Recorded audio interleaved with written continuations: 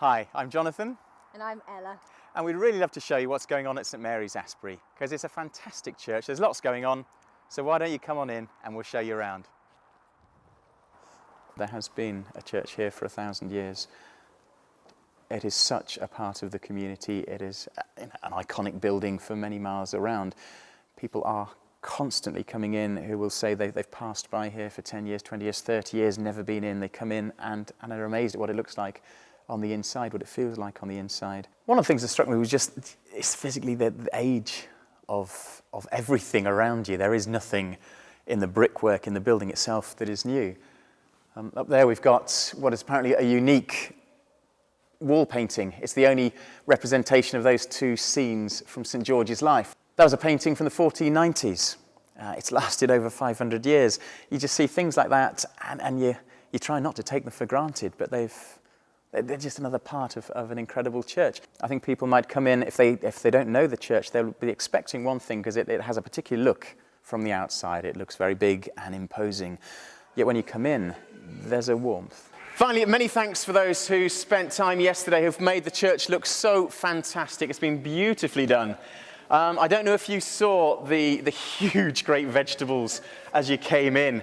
Massive, great things. I'm just going to go home and just spade over my vegetable plot and stamp on it. May I invite you to stand as we sing together. Come, ye thankful people, come.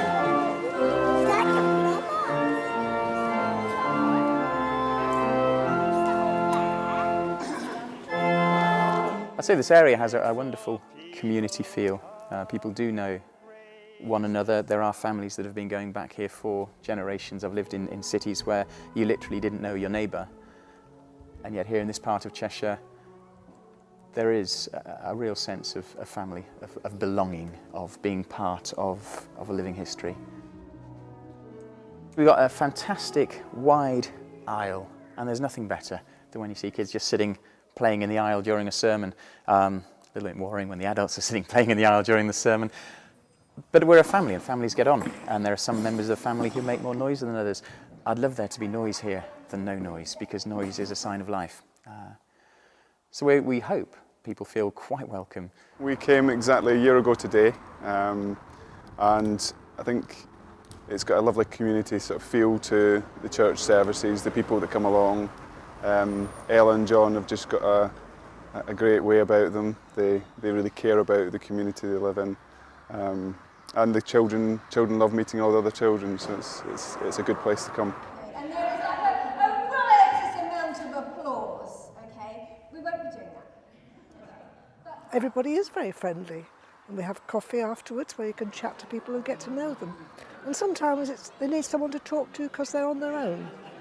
You know, maybe worried about something, they get off their chest, or, you know, give them a bit of a smile, and that's a good thing to do. Happy birthday to you. We're new to the area and Florence was the new addition, so we wanted her to be part of it, and she's been christened. And we're due to get married next year. So. And why do you come, Tom? What do you like best about coming on a Sunday? Playing with my friends. And having cake. Well, you want to be able to take the church outside of the church. So across the road in the village hall, we've got a mums and toddler group that runs on a Wednesday. That's a fantastic occasion. We make use of the different grounds we have around. So in the rectory, we've got a big garden. So we had a camping night with about 50 or so people who camped overnight, had a fantastic evening of games. We had fireworks display there. The church is open, it's true, for the community here, but we do an awful lot of funerals and weddings and baptisms, and as a church we would love to throw the doors open more and more. The only thing that stops us from doing that is that the church is built on a hill with a giant set of steps going up to it, and that means that there are people who simply cannot come in. I haven't got the mobility that I used to have, and while I can, taking it gently and with the use of a handrail, get up the steps, it would be much easier if we had a gentle slope to walk up to the church. We first started attending the church early in the year with Martha, and the first few times we had to bring her in the pushchair. It was an absolute nightmare trying to get it up the stairs, up the steps rather, hence why we don't bring it anymore. We had to wait for someone to give us a hand, and after coming out of the church again, it was trying to get down the steps. The first couple of times she was actually asleep, so of course it woke her up, trying to take her up and bring her back down again.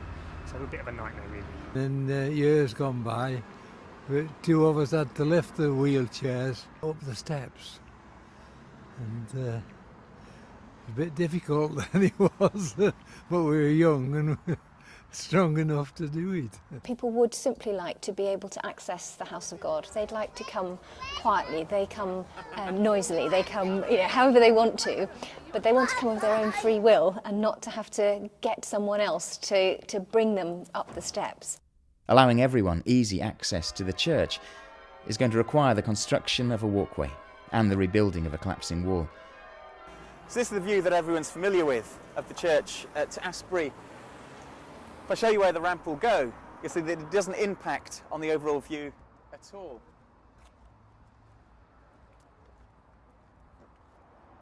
The ramp itself will run along the wall just beyond this gate post. So it's pretty much hidden from view from the road, but in an ideal location, just opposite the loos, opposite the little car park. So it'll start just on the ground there, it'll run alongside the wall about 60 feet, and then double back on itself, and it'll actually break through the wall just up here, pretty much opposite the west doors. The amount of money that's needed is quite frightening if you look at it in one number, but if you say it quickly, £95,000 for the wall and the ramp. For the project itself, it's a sizable amount. We only have about 900 parishioners. But there are an awful lot of people within Congleton and the surrounding areas who consider St Mary's to be their home church. We've had some children who've made cards themselves and they're selling them. All sorts of people in this church bake cakes. We're all going to be enormous by the end. But clearly we need a bigger injection of something. We need a bigger injection of money than the children will be able to raise in cupcake sales. One of the plans we do have as a main fundraiser for the ramp is to, within the ramp itself, into the ramp, to have people's names laser cut so they become a part of the ramp itself, a part of living history, if you like. And it turns something that would just look like a fairly run-of-the-mill ramp into a work of art, really. We need an awful lot of money. But I see so many people who are really excited about the idea of coming together as a community, of really, not just as a church community, but as a group of people who are able to say, I may not want this for a religious reason, but I want this because it's right that people should be allowed the freedom to come and worship if they want to come and to experience the building here, to be in a place where people have prayed for hundreds of years, and to deny somebody that right simply because they're not able to walk up or because they've got arms full of children and pushchairs or whatever. I know that there are an awful lot of people who really would just get a tremendous amount of joy out of being able to give to something that's local and that they'll be able to see a tangible result for. Well, if you'd like to have your name or the name of someone close to you included in the ramp, then please get in touch and help us to ensure that everyone who wants to come into this church is able to, and that Astbury Church remains the centre of its community for many years to come.